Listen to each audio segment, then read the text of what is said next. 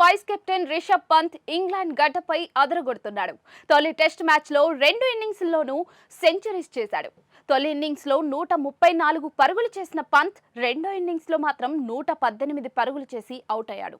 కాగా పంత్ తొలి ఇన్నింగ్స్లో సెంచరీ చేసిన తర్వాత సోమర్ సాల్ట్ కొట్టి సెలబ్రేషన్స్ చేసుకున్నాడు. ఇక రెండో ఇన్నింగ్స్లో సెంచరీ సాధించిన తర్వాత పంత్ మరోసారి అదే విధంగా సెలబ్రేట్ చేసుకుంటాడని అంతా భావించారు. అటు స్టాండ్స్ లో ఉన్న భారత దిగ్గజ ఆటగాడు సునీల్ గవాస్కర్ కూడా అలాగే సెలబ్రేట్ చేసుకోమంటూ పంత్ కు సిగ్నల్ ఇచ్చాడు. ఇక పంత్ కూడా తొలుత సోమర్ సాల్ట్ కొట్టేందుకు సిద్ధమయ్యాడు.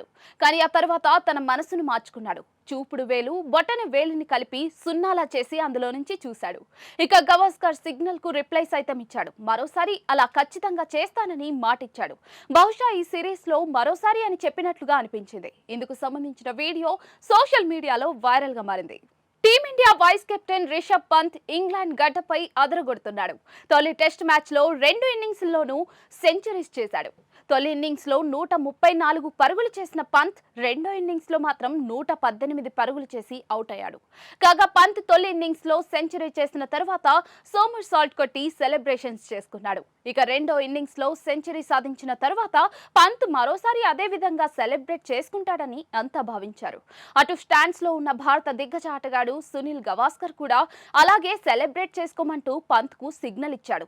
ఇక పంత్ కూడా తొలుత సోమర్ సాల్ట్ కొట్టేందుకు సిద్ధమయ్యాడు. కానీ ఆ తర్వాత తన మనసును మార్చుకున్నాడు. చూపుడు వేలు బొటన వేలిని కలిపి సున్నాలా చేసి అందులో నుంచి చూశాడు. ఇక గవాస్కర్ సిగ్నల్ కు రిప్లై సైతం ఇచ్చాడు. మరోసారి అలా ఖచ్చితంగా చేస్తానని మాటిచ్చాడు.